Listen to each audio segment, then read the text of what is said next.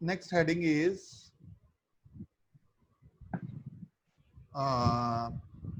dependence of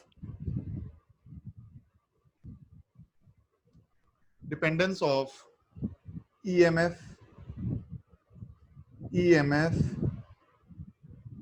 on concentration and temperature. Okay, so what is the name of this?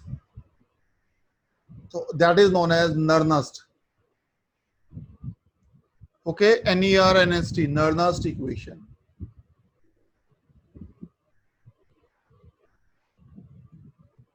Nernst equation.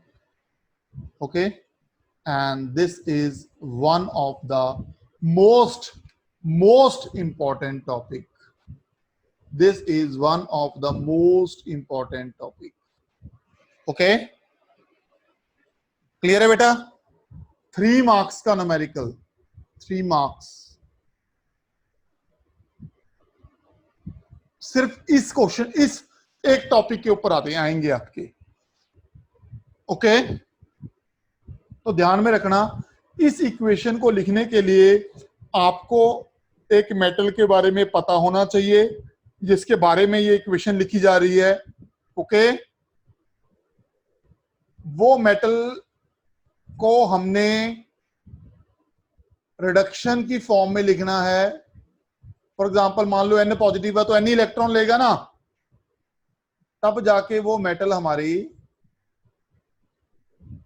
Solid बनेगी. कोई doubt? Okay, तो Nernst equation जो होती है वो होती है E is equal to E naught. E naught मतलब ओरिजिनल स्टैंडर्ड कंडीशन में उसकी जो वैल्यू थी, minus 2.303 RT divided by NF.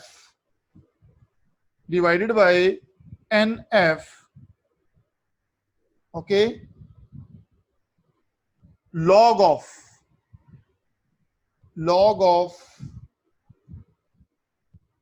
metal solid मतलब concentration of products divided by concentration of reactant, N positive, जितनी भी इसकी कंसंट्रेशन होगी. Okay, whatever the N electron, whatever the N is here, that same will be N here. Okay, so what is E? What is E? E is the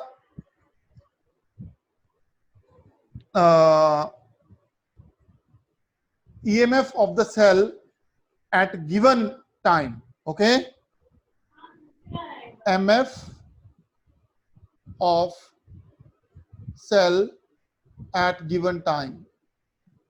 Okay, or if it is not EMF, it is a half cell. Check करो, cell बनाने के लिए मुझे 2 electrode की जरूरत पड़ती है, पर मैंने 1 इलेक्ट्रॉन लिया है, एक ही इलेक्ट्रोड लिया है. So that is a reduction potential. Reduction potential. Okay, at given time.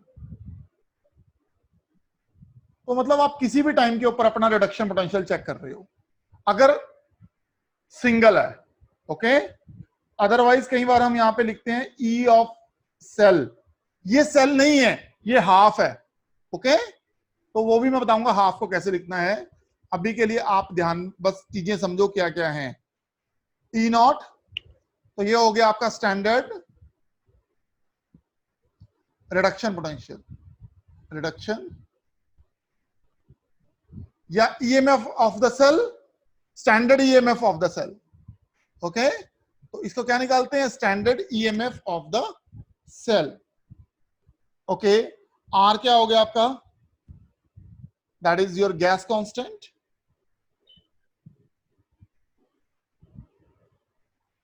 Okay, T will be your temperature that preferably at 298 Kelvin. Okay, so if temperature is not given, please understand temperature is 298 Kelvin. That is the preferred temperature always.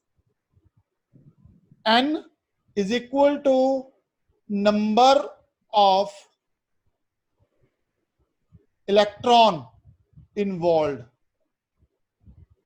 कितने number of electron involve है? 2, 3, 4, 5, 6, है ना?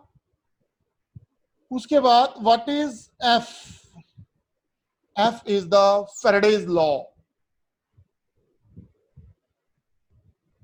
Faraday's constant. Okay, Faraday law से Faraday constant आया था. ये constant होता है बेटा 96,500, इसकी वैल्यू होती है, स्टैंडर्ड वैल्यू होती है. ओके, 96,500. डन? हाँ जी.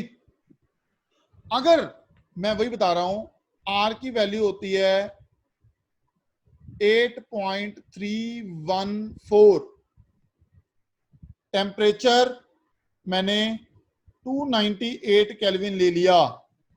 ओके, एफ मेरा कांस्टेंट है फैराडे 96,500. इन सारी वैल्यूज को, क्योंकि ये तो कांस्टेंट ही होगी है, इन सारी वैल्यूज को अगर मैं इस इक्वेशन के अंदर पुट कर देता हूं, then my equation will be, तो मेरी इक्वेशन क्या होगी?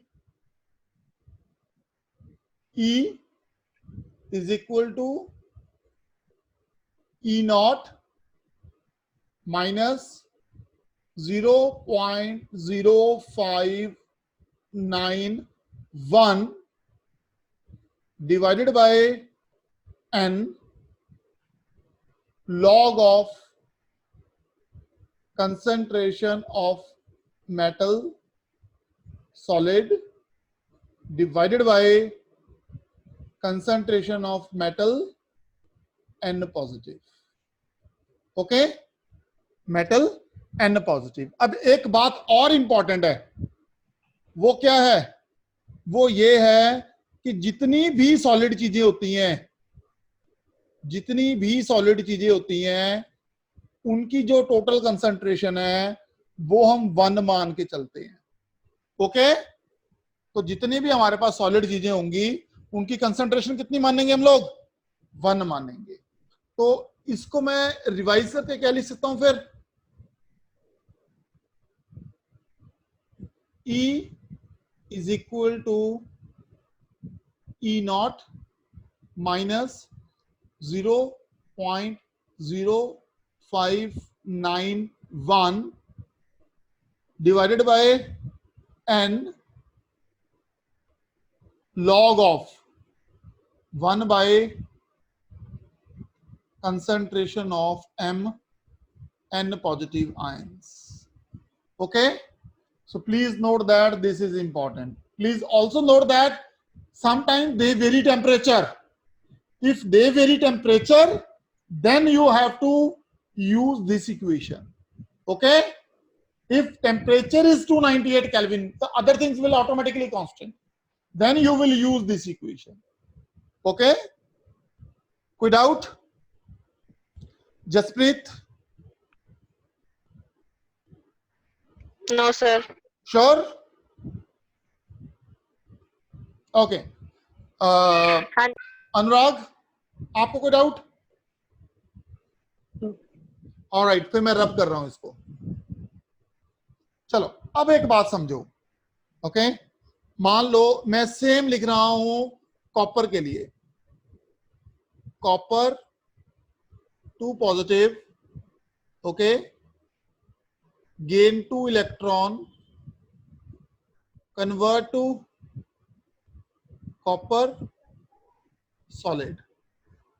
So what is the Nernst equation for this according to you? So E Cu2 positive oblique Cu, इसका मतलब होगा reduction potential of copper is equal to E naught Cu2 positive oblique Cu, उसका standard state में जितना भी है minus 0.0591 divided by 2, definitely 2 electron transfer हो रहे हैं, okay, and you can write it log of concentration of products, यानी copper solid, जिसको हम 1 बना देंगे बाद में। आप नहीं भी लिखना चाहते तो भी कोई प्रॉब्लम नहीं है मेरे को, ओके। इस चीज को आप नहीं भी लिखना चाहते, 1 लिखना चाहते हो तो भी कोई प्रॉब्लम नहीं है मेरे को। कॉपर 2 पॉजिटिव आयंस, ये एक्वस होगा, ओके, डन। चलो अब मेरे को बताओ, मैं जिंक के लिए लिखना चाहता हूं, फटाफट आप भी लिख के दिखाओ, okay. Convert to Zn solid. मैं भी लिख रहा हूं, आप भी लिखो अपनी कॉपी के ऊपर फटाफट। E, मुझे बताना कि सेम लिखी है या डिफरेंट लिखी है, एक अक्षर का भी डिफरेंस नहीं होना चाहिए।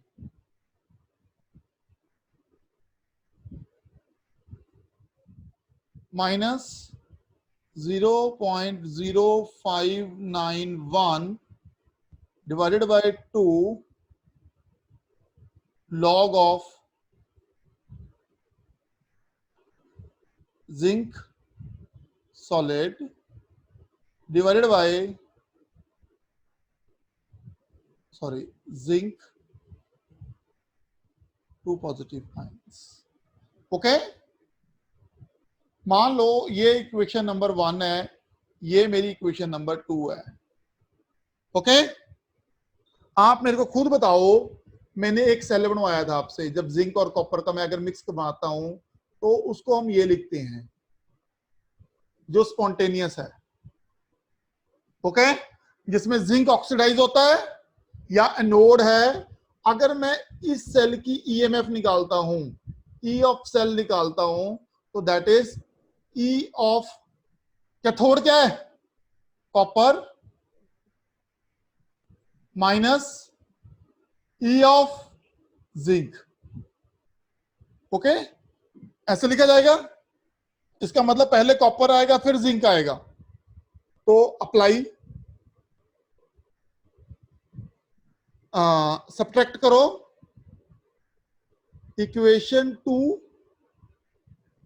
From equation 1, okay.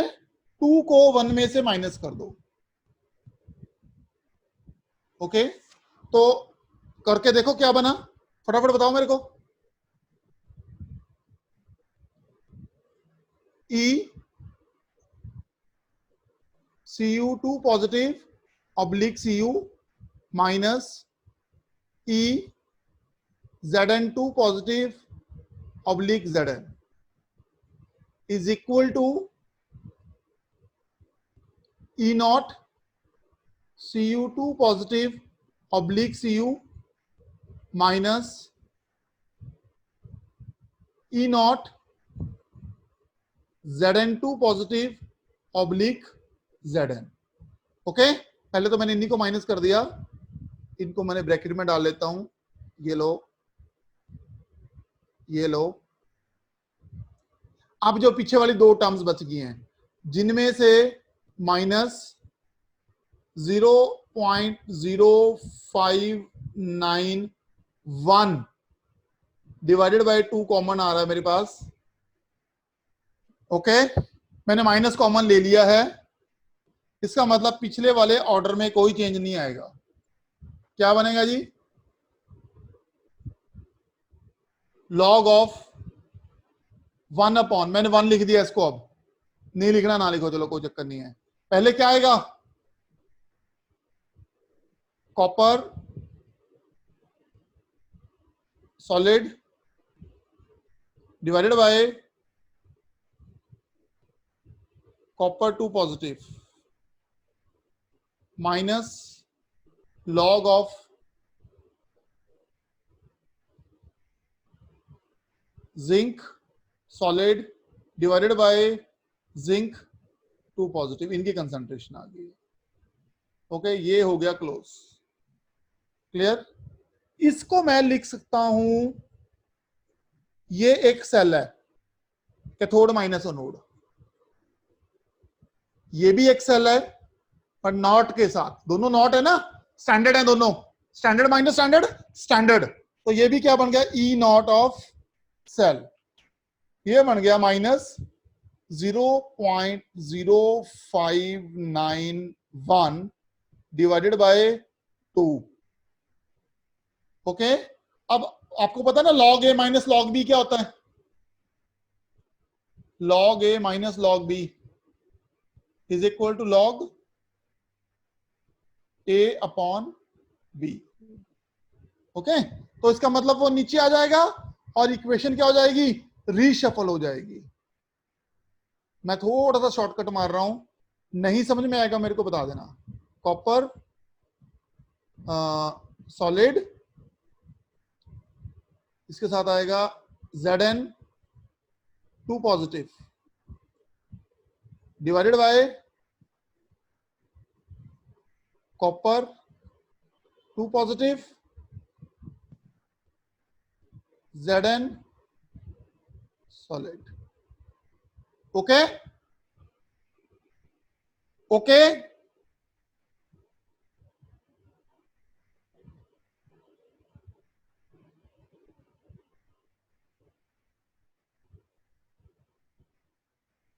विदाउट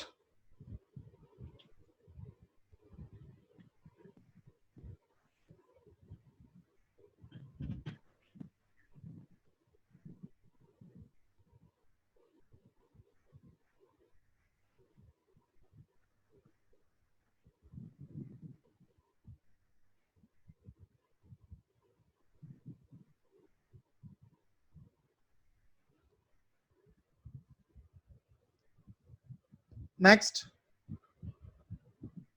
समझ में आया आपको? Yes, sir.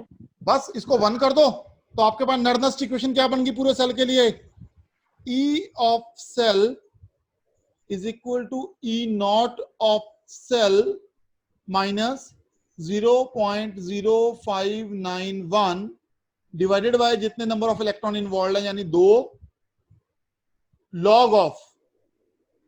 Log of concentration of Zn2 positive divided by, ये प्रोडक्ट अपॉन रेक्टेंड होता है, concentration of Cu2 positive. Okay done. Anurag please note this formula right now. Okay, कर लिया ना, वेरी गुड। मैं रब कर दूं इसको?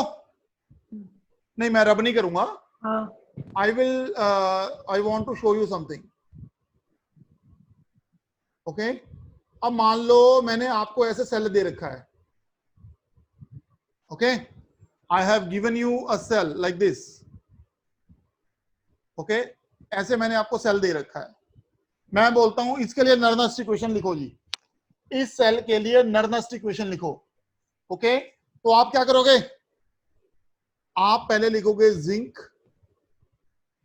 Convert to Zn2 positive, okay, and lose 2 electron, lose 2 electron. आपको पता होना चाहिए कितने इलेक्ट्रॉन लूज कर रहा है।